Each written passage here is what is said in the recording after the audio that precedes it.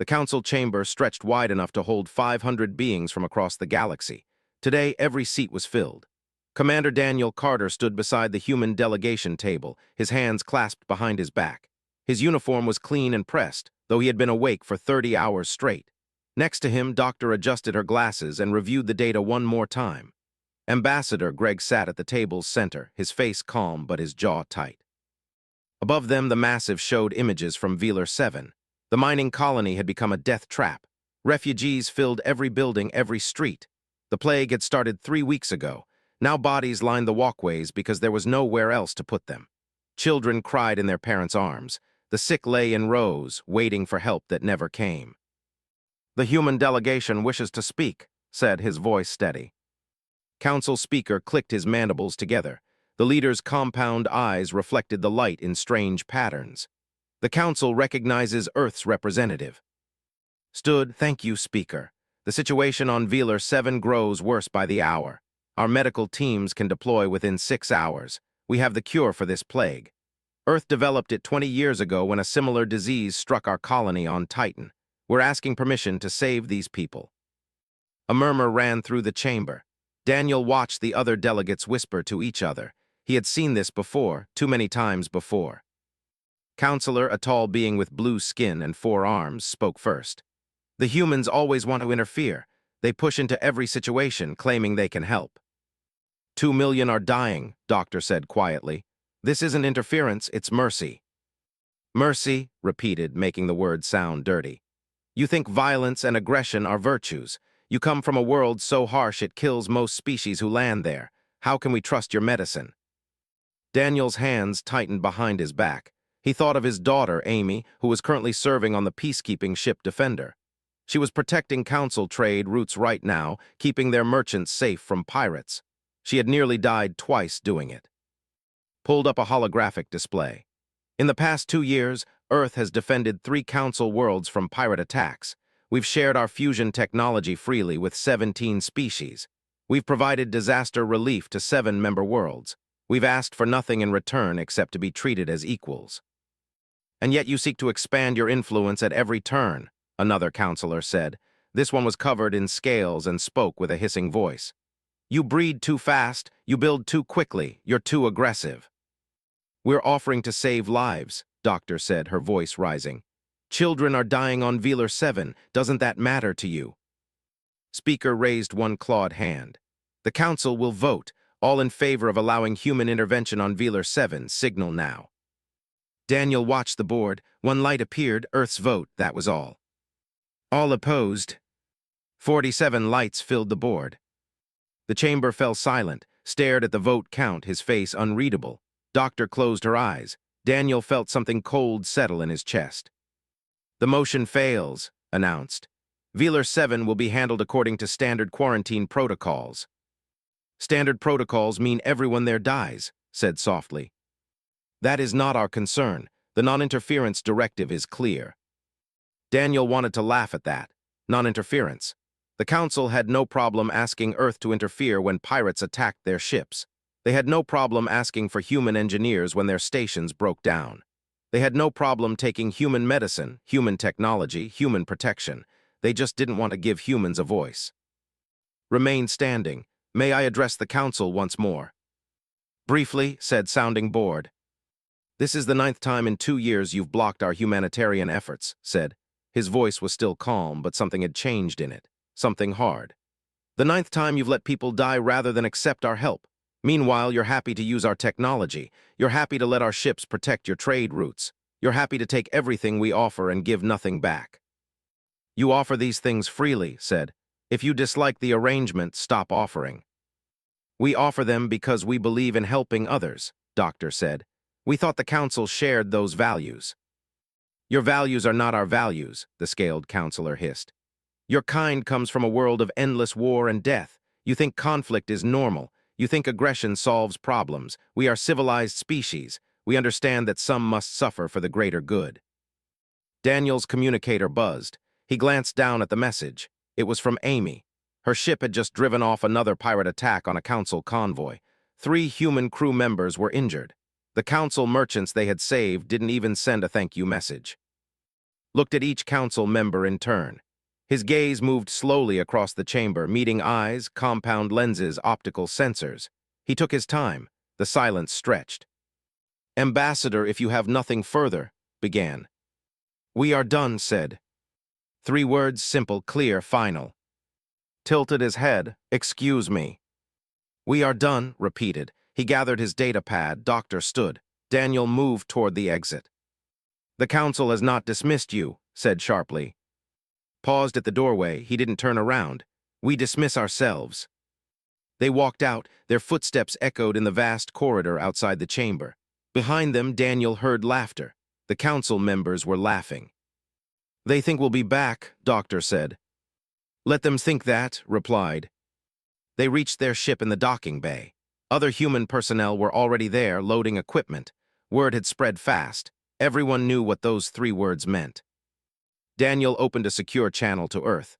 "This is Commander Carter. Inform the President. We're coming home." The response came quickly. President Helen herself appeared on the screen. "Confirmed, Commander. Recall all human personnel from Council space. Every ship, every station, every joint operation. 48 hours." "Understood, Madam President." "And Commander, tell Ambassador he did the right thing. Some relationships aren't worth keeping." Daniel looked out at the Council station beyond their ship. Thousands of beings moved through those corridors. Most of them had no idea what had just happened.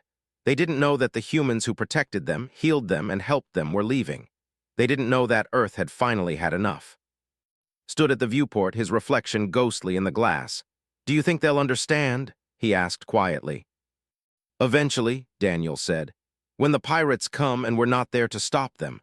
When their technology breaks and we're not there to fix it. When their people are dying and we're not there to save them." "We could have saved those people on Velar 7, Doctor whispered. "I know," said, "but they made their choice. Now we make ours." The ship's engines hummed to life. Within the hour, they were gone. Behind them, the Council continued. Its Admiral Barnes stood on the bridge of the Titan's Reach, watching the stars stream past. His orders had come directly from Earth Defense Command. 3 words that changed everything: bring them home. "How many ships do we have in Council space?" he asked his operations officer. 47 warships, sir. Another 112 support vessels, plus civilian contractors on 18 different stations. Nodded. "Send the recall order. Everyone comes home, no exceptions." "Sir, the trade routes will have to protect themselves," finished. "We're done being the Council's unpaid security force." Across Council space, the withdrawal began. Captain Hayes received her orders while her ship, the Guardian, patrolled the outer rim. For 6 months, she had kept this trade route safe. Her crew had fought off 12 pirate attacks. They had saved hundreds of lives. The Council had never once said thank you. "Helm, set course for Earth," she said. "Captain, we're scheduled to escort a convoy through the Nebula Pass tomorrow," her first officer said. "Cancel it." "But the merchants are expecting us. The pass is too dangerous without protection." Looked at her crew. Good people. Dedicated people. 3 of them carried scars from protecting Council ships. "We've been protecting those routes for free while the Council votes against us every time we ask for basic respect. I'm done risking your lives for people who see us as nothing but attack dogs." The Guardian turned toward home. Behind them, the Nebula Pass waited, dark and dangerous. Director Peter sat in his office at the Technology Exchange Center on Station Gamma 9. Around him, centuries of shared knowledge filled the databases. Human agricultural techniques that had saved a dozen worlds from famine. Human medical advances that had cured diseases the Council couldn't touch. Human engineering that made their stations run. He began shutting it down. "Sir, if we close access to these databases, 17 Council worlds will lose their crop protection systems," his assistant said. "I know," Peter replied. "The hospitals won't be able to treat radiation sickness." "I know. The mining stations will." "I know what will happen," Peter said quietly. "I also know that we gave them all this freely and they repaid us by laughing when we wanted to save dying children. Start the shutdown sequence." The databases went dark one by one. Centuries of human generosity switched off in an afternoon. Doctor sent messages to every human medical team in Council space. The responses came quickly. Within hours, human doctors and nurses began packing their equipment. They left behind the donated scanners, the synthesizers, the treatment pods, everything Earth had given freely. But the knowledge of how to use them walked out the door. On Station Vega 12, a nurse watched the human medical team leave. "Please," she said, "we don't know how to operate half this equipment without you." The human doctor, a woman named Sarah Kent, paused. "Then maybe your council should have thought of that before they let my people be insulted for the 9th time, before they let 2 million of your own people die rather than accept our help." "But we need you." Sarah looked at the equipment around them, state-of-the-art, all of it human-designed, human-built, human-donated. "You need our tools, you never needed us. That's what your council made very clear." She walked away. The nurse stood alone in the medical bay, surrounded by machines she didn't understand. Ambassador Greg watched the reports flow in from his office on Earth. Every human was coming home. The withdrawal was complete and total. No negotiations, no discussions, no second chances. President Helen appeared on his screen. Status: 90% of our personnel are already en route home. The rest will be gone within 12 hours. The Council: they've sent 3 messages asking us to return to negotiations. Your response? None, we're done talking to them. Helen nodded. Good, let silence be our answer. They've ignored our words for years. Let them see what our absence means. On the trade routes, a convoy of merchant ships prepared for their journey through the Nebula Pass. They gathered at the meeting point, waiting for their escort. Captain Hayes and the Guardian always met them here. They waited for 6 hours. The Guardian never came. Finally, the convoy leader made the decision to proceed without escort. They had schedules to keep, contracts to fulfill. The nebula's strange radiation made sensors useless. Pirates loved hunting there, but they had no choice. 3 hours into the pass, the pirates found them. The attack was brutal and quick. 5 merchant ships captured, their crews taken for ransom, their cargo stolen. The survivors limped to the nearest station with tales of the attack. They asked where the human ships were. No one could answer them. Station Master Al reviewed his station's declining numbers with growing concern. Trade through his hub had dropped 15% in a week. Ships were avoiding routes that used to be safe because the human patrols were gone. He sent a message to the Council, marked urgent. The response came back 3 days later. Maintain standard security protocols. Standard protocols won't stop pirates, he muttered, but the Council had spoken. On the agricultural world the crops began to fail. The human-developed resistant seeds were gone. The database with the growing techniques was locked. The farming specialists who had taught them the methods had all left. The agriculture minister sent an emergency request to Earth. It bounced back unread. Trade Minister Ara sat in her office studying economic projections. The numbers made no sense at first. Trade volume was down across Council space. Routes were closing. Stations were reporting losses. Then she saw it. Every trade route showing major decline was one that human ships had patrolled. Every market showing contraction was one where human merchants had been active. Every economic sector dropping was one where human technology had been integrated. She ran the full analysis. The results appeared on her screen. 40% of Council trade had been moving on human-protected routes. 60% of their medical facilities used human technology. 30% of their food production relied on human agricultural techniques.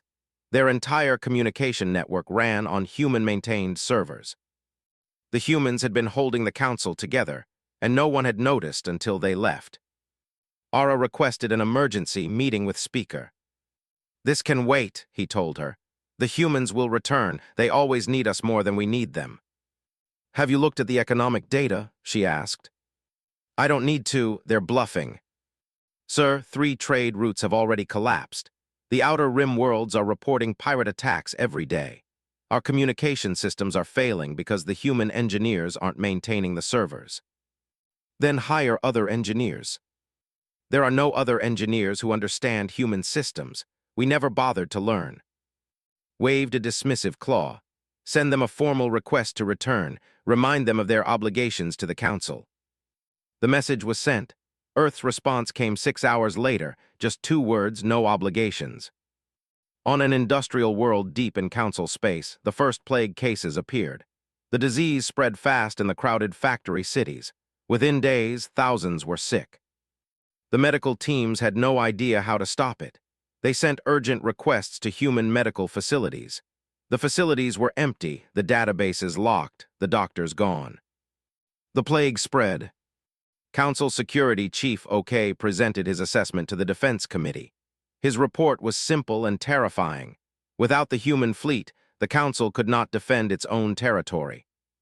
Impossible, one counselor said. We have our own military forces. Yes, OK replied, but they're scattered, poorly coordinated. The human ships were the backbone of our perimeter defense. They patrolled the routes our ships couldn't. They responded to threats our forces were too slow to reach. They were everywhere we needed them to be, and we never had to ask. So train our forces to replace them. That will take years. The pirates know this. They're already becoming bolder. The committee dismissed his concerns. They would handle their own security. They didn't need the humans. 2 days later, the outer rim world fell to raiders. The planet's defenders sent desperate calls for help. No one answered. Director Peter sat in his small apartment on Earth, drinking coffee and reading the reports. The Council was starting to understand. Too late, but they were learning. His communicator chimed. An old friend from Council space, a scientist named N. Peter, please, the message said. Our research facility is failing. We don't know how to maintain the equipment you installed. Just give us the technical specifications. That's all we ask. Peter deleted the message without responding. Another message came, this one from a nurse. She begged for help with the plague spreading through her hospital. The human medical team had left instructions, but they couldn't read them. The translation software was part of the locked database. Peter stared at the message for a long time. Then he deleted it too. He wasn't being cruel, he was being consistent. The Council had made their choice. They had decided human help wasn't worth treating humans with respect. Now they would live with that decision. Around him, Earth was busy. Ships were being redirected to new missions. Resources were being allocated to different projects. The humans hadn't stopped being helpful. They had just stopped helping the Council. The plague reached Station Gamma 9 on a Tuesday morning. Dr. Mills was the last human still in Council space, though she wasn't supposed to be. Her recall orders had come 3 weeks ago. She had ignored them. The refugees on Velar 7 were dying. She couldn't leave them, not when she could help, not when she had the cure in her medical bag. She had saved 800 people in 3 weeks working alone. It wasn't enough. Thousands more needed treatment. But 800 people were alive because she had stayed. That had to count for something. Now the plague was spreading beyond Velar 7. It had jumped to the station where she bought supplies, looked at the sick filling the station's corridors, and knew what she had to do. She opened her medical bag one more time. 2,000 light-years away, Lieutenant Foster deleted another message. This one came from the chief engineer on Telos Station. The fusion reactor was failing. They needed help. They needed him. Had spent 6 months on Telos upgrading their reactor. He had modified the human fusion design to work with technology. He had trained their engineers. He had left detailed maintenance guides. Apparently, they hadn't bothered to read them. Please, the message begged. The reactor will fail within a week. 2 million people live on this station. We need the modification specifications. Closed his eyes. 2 million people, just like Velar 7. The Council was good at letting millions die. He deleted the message. His communicator buzzed immediately. Another engineer, another crisis, another plea for help. Delete. And another. Delete. He turned off his communicator and stared out at Earth below. Home. He had been protecting people who saw him as nothing but a useful tool. Now they would learn that tools sometimes break. Trade Minister Ara presented her updated report to the full Council. The chamber was more crowded than usual. Word had spread that something was wrong. In the 3 weeks since the human withdrawal, Council trade has decreased by 32%, she began. 17 major routes are now classified as too dangerous for standard shipping. 41 stations report significant drops in traffic. The economic impact is cascading. Temporary, Counselor said, once we adjust our security deployments. Our security cannot cover these routes, Security Chief OK interrupted. I've presented 3 proposals for expanded patrols. All 3 require resources we don't have and will take months to implement. Speaker clicked his mandibles irritably. The humans left 3 weeks ago. This council stood for 10,000 years before Earth joined us. We will adapt. 10,000 years ago, we didn't have pirates with modern weapons raiding our trade routes, Ara replied. We didn't have plagues that spread between worlds in days. We didn't have technology so complex that only one species understood how to maintain it. Are you suggesting we needed the humans? I'm suggesting we became dependent on them without realizing it. The chamber erupted in argument. Voices from 100 different species filled the air, called for order 3 times before the noise settled. We will send another delegation to Earth, he announced. We will negotiate their return. They've ignored our last 7 messages, Ara said quietly. Then we'll send an 8th. On the industrial world the plague had infected over 10,000 people. The hospitals were full. The doctors had no idea how to stop the spread. The health minister accessed the council medical database, searching for information on the plague. The file existed. She could see it in the directory. But when she tried to open it, an error message appeared. Access restricted. Human medical core authorization required. She tried override codes. She tried emergency protocols. Nothing worked. The file was there, containing the cure for the disease killing her people. But without human authorization, it was locked away forever. She sent a message directly to Earth's medical command. It bounced back. All official communications with the Galactic Council have been suspended indefinitely. Around her, people died. Station Master Al watched his life's work crumble. He had spent 40 years building the largest trade hub in the sector. Ships from 1,000 worlds had passed through his docks. Now the docks stood half empty. Merchants were avoiding his station because the routes to reach it were too dangerous. Without human patrols, pirates owned the space between systems. He called a meeting with the remaining merchant captains. We need to hire security escorts, he told them. At what cost? One captain asked. Private security charges 10 times what the humans did. The humans didn't charge anything, another captain pointed out. Exactly, and we took it for granted. Al pulled up a map of local space. 3 weeks ago, every route glowed green for safe passage. Now most were yellow or red, dangerous or impassable. The council promises they're working on new security arrangements, he said, though his voice lacked conviction. The council is useless, a merchant spat. They chased away the only species keeping us safe. The meeting dissolved into arguments. Al sat alone afterward, staring at his empty docks. He had sent 5 messages to Earth begging them to return. Not one had been answered. The silence from Earth was worse than any insult. Council databases began failing one by one. The main library system crashed first, taking with it 3,000 years of collected knowledge. The backup systems activated, but they were corrupted. The Council's chief technology officer, a being named Eth, spent 2 days trying to repair the damage before he understood the truth. The databases had been running on human-maintained servers all along. The Council's own systems were just interfaces. Without human technicians, the servers were failing. Without access codes, he couldn't even see what was breaking. He sent an urgent message to the Council. The entire knowledge base of the Galactic Council would be lost within 2 months if the servers weren't repaired. The response came back, find a solution. Eth wanted to laugh. The solution was obvious, apologize to the humans, beg them to come back, but the Council's pride wouldn't allow it. So the knowledge would die. On Velar 7, Dr. Mills ran out of medicine. She had stretched her supplies as far as possible. She had treated everyone she could reach. But the plague was bigger than one human doctor with one medical bag.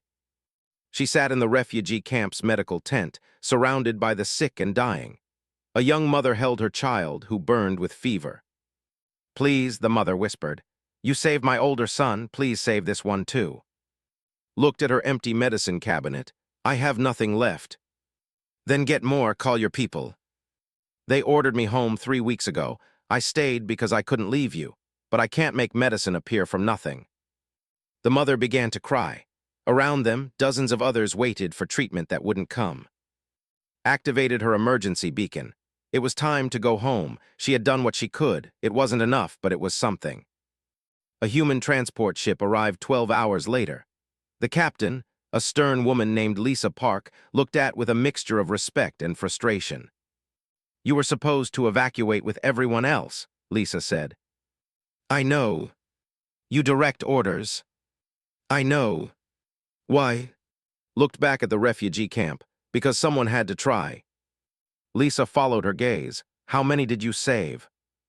3,216. Lisa was quiet for a long moment. "That's 3,000 more than the council saved. Come on, let's go home." As their ship lifted off, watched Velar 7 shrink below them. She had saved thousands, but tens of thousands more would die. The council had the resources to save them all. They just didn't care enough to try. Back in council space, the cascade continued. The outer rim worlds of and fell to raider occupation. The populations were enslaved. The council sent a strongly worded condemnation, but no rescue fleet. The agricultural crisis spread to 9 worlds. Crops failed. Famine began. The council opened emergency food supplies, but they would last 3 months at most. The medical crisis hit 23 systems. The plague from spread. Other diseases emerged, diseases that human medicine could easily treat. But the human doctors were gone. Council member worlds began sending secret delegations to Earth. They offered individual trade deals. They offered resources. They offered apologies.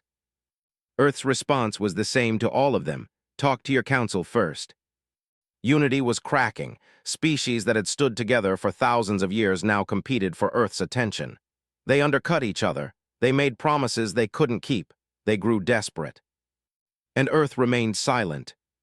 President Helen held a press conference. It was her first public statement since the withdrawal. The whole galaxy watched. 3 weeks ago, humanity from the Galactic Council, she began. Her voice was calm, measured. We, because the Council repeatedly rejected our offers of aid while taking our protection, our technology, and our resources. We, because respect is not negotiable. She paused, looking directly at the camera. Some ask when we will return. The answer is simple: we won't. The Council made their position clear. They don't value human partnership. They value human service. We will not serve those who don't respect us. Another pause. However, humanity has not stopped helping those in need. We have redirected our efforts to those who welcome our partnership. As of today, Earth is providing full humanitarian and economic support to 47 independent colonies and 3 non-council species. These are societies that treat us as equals, not servants. The list appeared on screens across the galaxy. 47 colonies, 3 species, all of them small, all of them weak by council standards, all of them societies the council had ignored or exploited. Earth was building a new alliance. The council session that followed was chaos. Counselor after counselor demanded action. Some wanted to threaten Earth, some wanted to apologize, some wanted to pretend nothing was wrong. Speaker called for a vote of confidence in his leadership. The vote was close, too close. He survived, but barely. We must bring the humans back, Trade Minister Ara insisted. Every day they're gone, we grow weaker. We will not beg, replied. Then we will collapse. The argument raged for hours. Finally, a compromise was reached. They would send an official delegation to Earth, not to beg, to negotiate, to discuss terms of mutual benefit. The delegation was chosen carefully. Moderate voices, diplomatic species. They prepared for weeks, crafting arguments and proposals. Earth's response to their request came in 4 words: send a written proposal. 6 weeks after the withdrawal, the Council's carefully prepared delegation arrived at Earth. They came in a ship bearing diplomatic flags and messages of peace. They expected negotiations. They expected humanity to present demands. What they found instead was a thriving world that didn't need them at all. Ambassador Greg met them at the orbital station. He was polite but distant, professional but cold. The Council delegation is here to discuss resuming our partnership, the lead diplomat said. Her name was In, a moderate who had spoken against the Council's treatment of humans many times. She had been chosen specifically because Earth might trust her. I'll escort you to the conference room, Greg replied, offering nothing more. They walked through the station in silence. The delegation noticed immediately that something was different. The station was busy. Ships came and went constantly, but none of them were council vessels. Your traffic has increased, In observed. Earth has made new friends, Greg said simply. The conference room overlooked Earth below. The delegation sat on one side of the table. Greg sat alone on the other. No aides, no advisors, just him. Where is President? One diplomat asked. Busy, Greg replied. You're meeting with me. The slight was deliberate. They had sent their best diplomats. Earth had sent one man. In opened her prepared statement. It was elegant, carefully worded. It spoke of shared history and mutual benefit. It acknowledged that perhaps mistakes had been made on both sides. It proposed a framework for renewed cooperation. Greg listened without expression. When she finished, he asked one question. Why should we trust you? The delegation had prepared for threats. They had prepared for demands. They hadn't prepared for a simple question about trust. The Council values Earth's contributions, In began. That's not what I asked. I asked why we should trust you. You've voted against our humanitarian efforts 9 times. You've taken our protection, our technology, our help, and given nothing back except insults. You laughed when we walked away. So tell me, why should we trust anything you say now? Silence filled the room. We made mistakes, In admitted, but surely we can move past them. Can we? Because here's what I've learned in 6 weeks. The Council's trade has collapsed by 40%. Your outer worlds are falling to raiders. Plagues are spreading because you locked away the cures we provided. Your technology is failing because you never learned to maintain it yourselves. You're here because you're desperate, not because you've changed. We're here to negotiate in good faith. Greg pulled up a holographic display. These are the independent colonies Earth has partnered with in the last 6 weeks, 47 of them. The Council ignored these colonies for decades. You exploited some of them, you abandoned others. They asked the Council for help and were refused, so we helped them instead. The display showed trade routes, resource sharing, technology transfers. Earth had built a network. We're also partnering with 3 species the Council rejected for membership. They weren't advanced enough, you said. They weren't civilized enough. Turns out they're plenty civilized. They just don't have your particular kind of arrogance. You're building an alternative to the Council, In said quietly. No, we're building something better than the Council. A real partnership, where everyone has a voice, where helping others is valued, not dismissed. Before In could respond, Greg's communicator buzzed. He glanced at it and smiled slightly. Excuse me a moment. He stepped out of the room. Through the window, the delegation watched him take a call, his expression animated, engaged. When he returned, his smile was still there. Good news, In asked. Very good. That was Commander Daniel Carter. He just saved a Council world from starvation. The delegation sat up straight. Which world? 4. Their crops failed 3 weeks ago. We've been monitoring the situation. The Council hasn't sent any aid, so we did. We weren't aware of the crisis on 4, one diplomat said. We have better intelligence than you do now. The difference is, we actually do something with our information. If you're still helping Council worlds, then surely we can work together. We're not helping Council worlds, Greg interrupted. We're helping people. There's a difference. We don't care what government they're under. We care whether they're suffering. He pulled up another display. But here's the interesting part. Before Commander Carter delivered the food supplies, 4's government had to do something. They had to formally apologize for their species representative voting against human aid proposals. They had to acknowledge that they were wrong. You demanded an apology before providing aid. A diplomat sounded shocked. No, 4 offered the apology, because they understood something the Council doesn't. Respect matters. If you want our help, you treat us like partners, not like servants. In leaned forward. What would it take for Earth to return to the Council? Greg considered the question for a long moment. Fundamental change, real change, not in what you say, but in how you operate. Equal voting rights for all members, respect for human judgment on humanitarian issues, partnership, not servitude. We can propose these changes to the Council.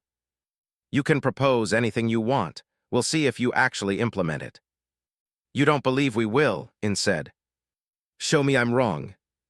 The delegation left Earth with Greg's words echoing in their minds.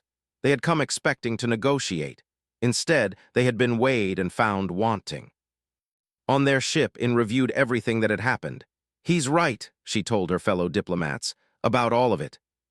We can't just restructure the entire council," one protested. "Then we'll lose, don't you see? Earth doesn't need us anymore. They've built something new. If we want them back, we have to change, actually change. The council will never agree. Then the council will fall apart." While the delegation traveled back to council space, events continued to cascade. The independent colonies under Earth's protection announced the formation of a new alliance. They called it the Terran Commonwealth. It was small compared to the council, but it was growing fast.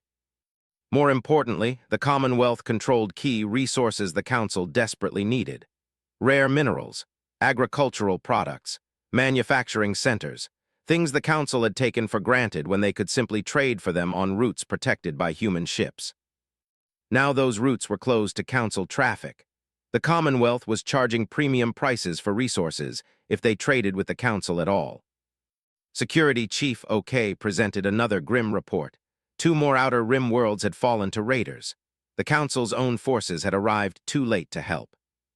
"We need a new defensive strategy," he told the council. "We need the humans back," Trade Minister Aura said bluntly.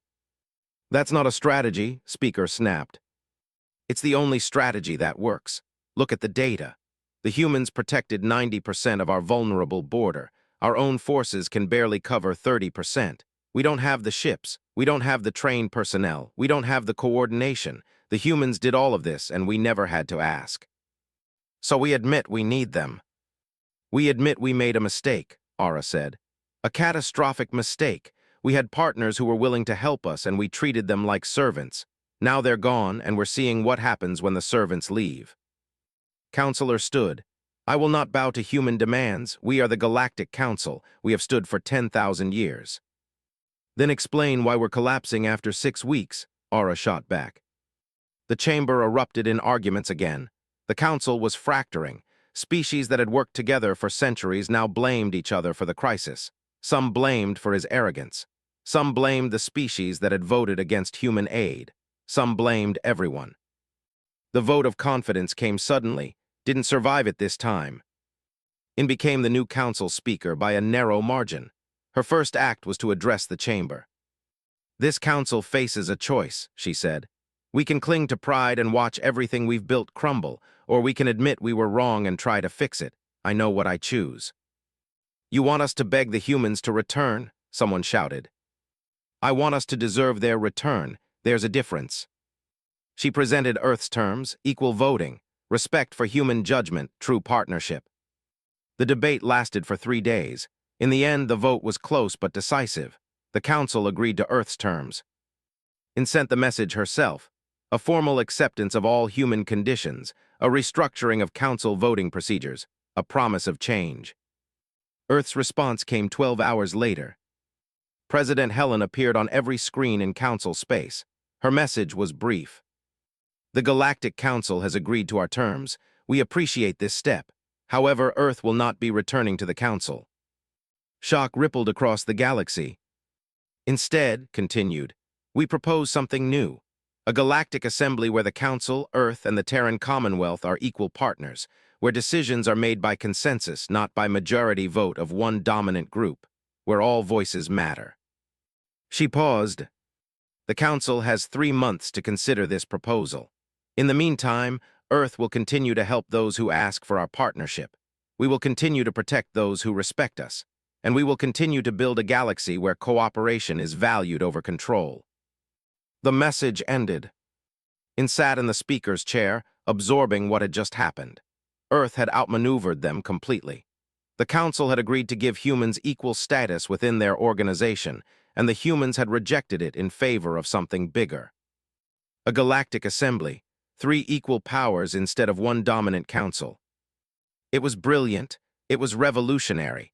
It was exactly what the humans had been pushing for all along, though no one had realized it. "Will we accept?" Aura asked. 3 months passed while the council debated. 3 months of watching their influence shrink while Earth's grew. 3 months of pride warring with necessity. In the end, necessity won. The Council voted to accept Earth's proposal for a galactic assembly. The vote wasn't unanimous, but it was decisive enough. They would join humans and the Terran Commonwealth as equal partners in a new structure.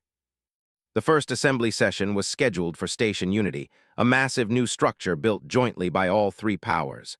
The station itself was a symbol: one-third Council architecture, one-third human design, one-third Commonwealth aesthetic. Three sections joined together as one. Ambassador Greg arrived early, walking through corridors that bore the marks of collaboration. He found President Helen already there, reviewing the chamber layout. "How does it feel?" she asked him. "Strange. 3 months ago we walked away from them. Now we're standing here as equals." "Not quite as equals. As partners, there's a difference." The chamber filled slowly. Council delegates arrived with a mixture of hope and uncertainty. Commonwealth representatives came with excitement, still amazed that their small colonies now had the same voice as the ancient council. Human delegates arrived ready to work. Commander Daniel Carter stood with Admiral Barnes near the human section. Both wore their dress uniforms. Both carried the weight of recent history. "Do you think it will work?" asked quietly. "I think we have a chance," Daniel replied. "A real one. The Council learned what happens when they take us for granted. The Commonwealth knows we're genuine partners, and we've proven we don't need anyone. That's the key. We're choosing to be here, not begging for a seat." The session began with Council Speaker in at one podium, President at another, and Commonwealth Chancellor Hen at the third. Three powers, three voices, equal status. "We gather here to form something new," In began. "Not a council that rules, not a hierarchy that controls, but an assembly that serves." "An assembly built on respect," added. "Where helping others is valued, where all voices matter, where partnership means something real." Chancellor Hen, representing colonies that had been ignored for decades, spoke last. "Where the strong protect the weak not out of obligation, but out of genuine care."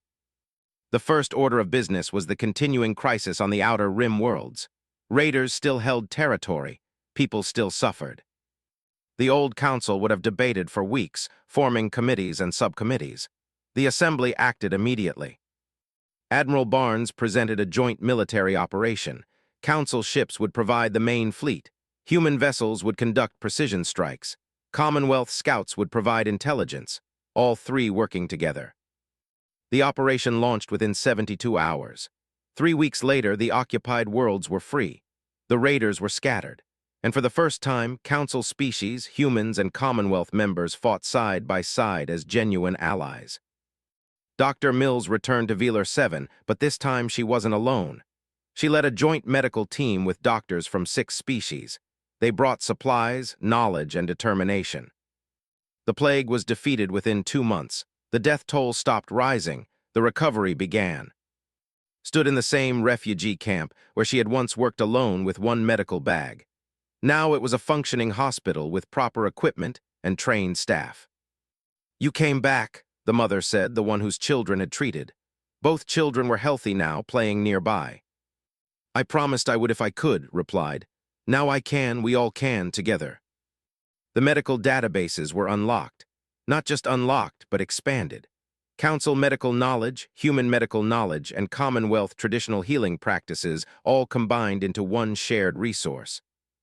The technology transfers resumed, but differently. Now they were exchanges. The Council shared their advanced physics. Humans shared their biological sciences. The Commonwealth shared their unique resource management techniques. Everyone contributed, everyone benefited. Lieutenant Foster found himself back on Telos Station, but this time he wasn't working alone. He was training a mixed team of engineers, Council members, humans, and Commonwealth technicians.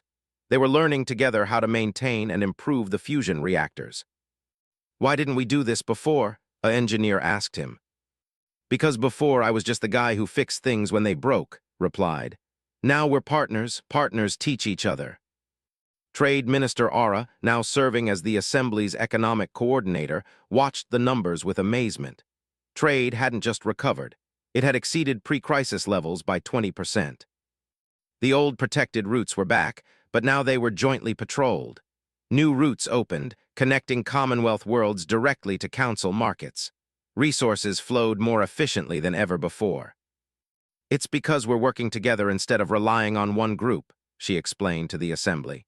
The humans were holding us together before, but they were doing all the work. Now we all contribute. It's sustainable because it's shared. Not everyone was happy with the new order. Some council members still resented the changes. Some believed they should have remained the dominant power. Counselor was one of them. He stood in an assembly session and made his position clear. We are diminished, he declared. The council once ruled the galaxy. Now we are merely one voice among three. Greg stood to respond. The chamber fell silent. You're right, he said simply. You are diminished. The council that laughed when we wanted to save dying children is diminished. The council that took our protection while insulting our values is diminished. The council that thought they could treat partners like servants is diminished. He paused, looking around the chamber. But the council that chooses to work as genuine partners, the council that values cooperation over control, that council isn't diminished. It's elevated. You have a choice about which one you want to be. Sat down, he had no response. The session continued. Item after item was addressed with a speed and efficiency the old council had never managed. When all three powers worked together, progress happened. At the end of the session, Commander Daniel Carter found himself standing with a council officer and a Commonwealth representative. They were discussing the next joint patrol schedule.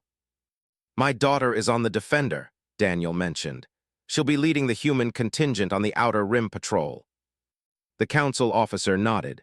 My son serves on the Valiant. He'll be part of the council fleet working with her.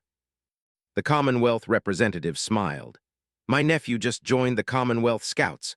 First time his colony has had anyone serve beyond our own system. He's proud to work alongside both of you.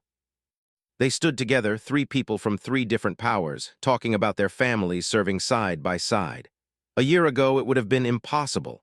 Now it felt natural.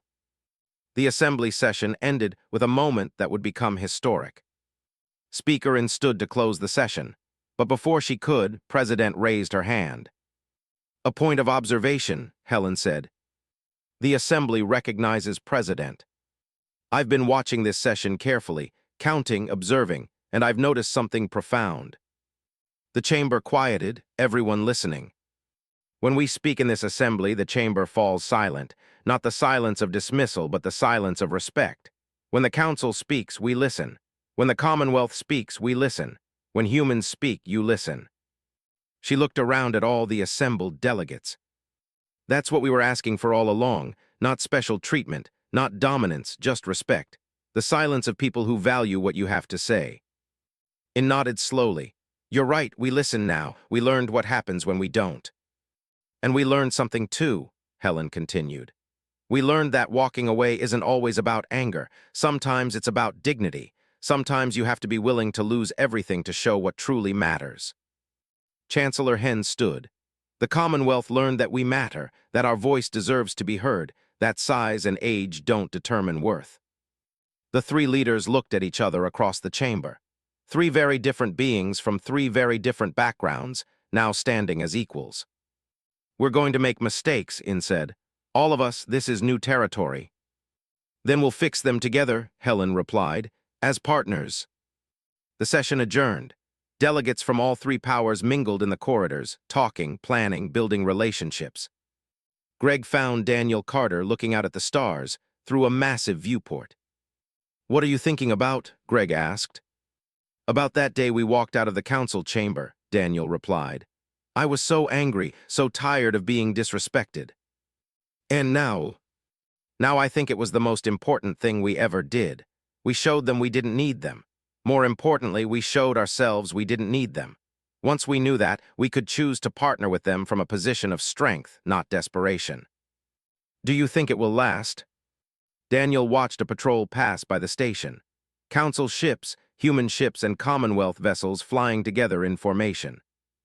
I think we've built something worth fighting for, he said. Not fighting against each other, fighting for each other, that's the difference. Weeks later, a young student on Earth asked President about the crisis during a school visit. Why did you walk away? The student asked. Wasn't that risky? Helen considered the question carefully. The riskiest thing we could have done was stay. Staying would have meant accepting that our values didn't matter. That we could be treated as tools and not partners. Walking away was scary, yes, but it was necessary. What if they hadn't come back? What if they hadn't changed? Then we would have built something better without them, and we did with the Commonwealth. The truth is, we didn't need the Council to change. We would have been fine either way. But the galaxy is better because they did change, because now we're all working together as equals. So the silence worked when you stopped talking to them. Helen smiled. The silence showed them what our words couldn't. Sometimes people don't hear you when you're speaking. Sometimes they only hear you when you stop. In the assembly chamber on Station Unity, a permanent installation was placed at the center of the room. It was simple, 3 linked rings, one for each power. But beneath it, a plaque bore words that every delegate would see every time they entered. In partnership there is strength, in respect there is unity, in silence there was truth. The Council had learned. They had learned that humanity's greatest power was never their weapons or technology. It was their willingness to walk away from those who didn't value them. And in learning that lesson, they had discovered something more important, what it truly meant to be partners. The galaxy would never be the same, and that was exactly how it should be. In looked at the data flowing across her screens, trade continuing to collapse, raiders growing bolder, plagues spreading, worlds dying. "Do we have a choice?" she replied. "No meeting, no discussion, just paperwork." It was an insult, a deliberate one. The Council was being reduced to filing requests like any minor supplicant. But they filed the proposal anyway, because they had no choice. In his quarters on the Guardian, Captain Hayes wrote a letter to the families of her crew members who had been injured protecting Council ships. She told them their service had mattered. She told them they had saved lives. She didn't tell them that the Council had never bothered to learn their names. Discussing trade agreements and border disputes. They had already forgotten about the humans who had walked away. They would remember soon enough.